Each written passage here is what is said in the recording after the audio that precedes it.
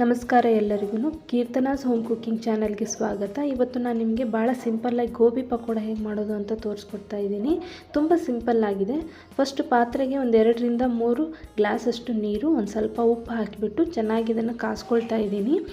ಕಾಸ್ಕೊಂಡಾದ್ಮೇಲೆ ಒಂದು 1/4 kg ಗೋಬಿನ ಈ ಥರ ಬಿಡಿಸ್ಬಿಟ್ಟು ನೀರಿಗೆ ಹಾಕ್ತಾಯಿದ್ದೀನಿ. ಹಾಕಿ ಕ್ಲೋಸ್ ಮಾಡಿ ಒಂದು 10 ನಿಮಿಷ ಬಿಡಬೇಕು. ಈ ಥರ ಮಾಡೋದ್ರಿಂದ ಗೋಬಿಯಲ್ಲಿ ಏನಾದರೂ ಸಣ್ಣ ಸಣ್ಣ ಹುಳ ಇದ್ದರೆ ಅವೆಲ್ಲವೂ ಹೋಗಿಬಿಡುತ್ತೆ. ಇವಾಗ ಹಿಟ್ಟನ್ನ ರೆಡಿ ಮಾಡ್ಕೊಳ್ತಾ ಇದ್ದೀನಿ. 1 ಬೌಲಷ್ಟು ಕಡಲೆ ಹಿಟ್ಟು, 2 ಟೇಬಲ್ ಸ್ಪೂನಷ್ಟು ಅಕ್ಕಿ ಹಿಟ್ಟು, ರುಚಿಗೆ ತಕ್ಕಷ್ಟು ಉಪ್ಪು, ಮತ್ತು ಒಂದು 1/4 ಟೇಬಲ್ ಸ್ಪೂನಷ್ಟು ಅರಿಶಿನ ಪುಡಿ, ಒಂದು ಅರ್ಧ ಟೇಬಲ್ ಸ್ಪೂನಷ್ಟು ಕೊತ್ತಂಬರಿ ಪುಡಿ, ಒಂದು 1/4 ಟೇಬಲ್ ಸ್ಪೂನಷ್ಟು ಜೀರಿಗೆ ಪುಡಿ, ಮತ್ತು 1 ಟೇಬಲ್ ಸ್ಪೂನಷ್ಟು ಖಾರದ ಪುಡಿ. ನೀವು ನಿಮ್ಮ ಟೇಸ್ಟ್ ಪ್ರಕಾರ ಹಾಕ್ಕೋಬೋದು. 1/4 ಟೇಬಲ್ ಸ್ಪೂನಷ್ಟು ಸೋಡಾ, ಒಂದು ಸ್ವಲ್ಪ ಅಜ್ವೈನು. ಇದನ್ನು ಹಾಕಿಬಿಟ್ಟು ಇವಾಗ ಹಿಟ್ಟನ್ನು ರೆಡಿ ಮಾಡ್ಕೊಳ್ಳೋಣ. ಅಜ್ವೈನ್ ಏನಕ್ಕೆ ಹಾಕ್ತೀವಿ ಅಂತಂದರೆ ಒಬ್ಬೊಬ್ಬರಿಗೆ ಪಕೋಡ ಈ ಥರ ಎಲ್ಲ ತಿಂದರೆ ಹೊಟ್ಟೆ ನೋವು ಬರೋ ಅಂಥ ಚಾನ್ಸಸ್ ಇರುತ್ತೆ. ಅಜ್ವೈನ್ ಅದರೊಳಗೇ ಹಾಕಿದರೆ ಆ ಥರ ಯಾವುದೇ ರೀತಿ ಪ್ರಾಬ್ಲಮ್ ಆಗೋದಿಲ್ಲ.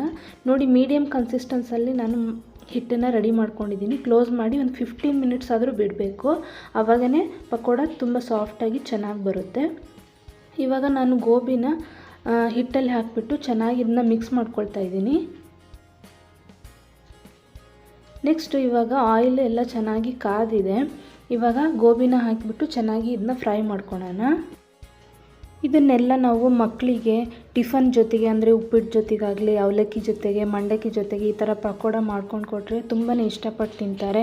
ಹಾಗೆ ಗೆಸ್ಟ್ಗಳು ಸಡನ್ನಾಗಿ ಬಂದಾಗೂ ಕೂಡ ಮಾಡ್ಕೊಳೋಕ್ಕೆ ತುಂಬಾ ಸಿಂಪಲ್ಲಾಗಿದೆ, ಈಸಿಯಾಗಿ ಕೂಡ ಇದೆ, ಮತ್ತು ತುಂಬ ಟೇಸ್ಟಿಯಾಗಿಯೂ ಕೂಡ ಬರುತ್ತೆ.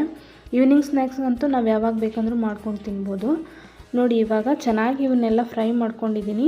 ತುಂಬಾ ಚೆನ್ನಾಗಿ ಟೇಸ್ಟ್ ಬಂದಿರುತ್ತೆ. ಒಂದು ಸಲ ನೀವು ಕೂಡ ಮಾಡ್ಕೊಳ್ಳಿ. ಈವ್ನಿಂಗ್ ಸ್ನ್ಯಾಕ್ಸ್ ಜೊತೆಗೆ, ಟೀ ಜೊತೆಗೆ ತಿನ್ನೋಕ್ಕೆ ತುಂಬಾ ಚೆನ್ನಾಗಿರುತ್ತೆ. ಒಂದು ಸಲ ನೀವು ಕೂಡ ಇದನ್ನು ಟ್ರೈ ಮಾಡಿ ಹೇಗಾಗಿದೆ ಅಂತ ಕಮೆಂಟ್ ಬಾಕ್ಸಲ್ಲಿ ತಿಳಿಸಿ. ವಿಡಿಯೋ ಇಷ್ಟ ಆಗಿದ್ದರೆ ಲೈಕ್ ಮಾಡಿ, ಶೇರ್ ಮಾಡಿ, ಕಮೆಂಟ್ ಮಾಡಿ, ಸಬ್ಸ್ಕ್ರೈಬ್ ಮಾಡಿ. Thank you.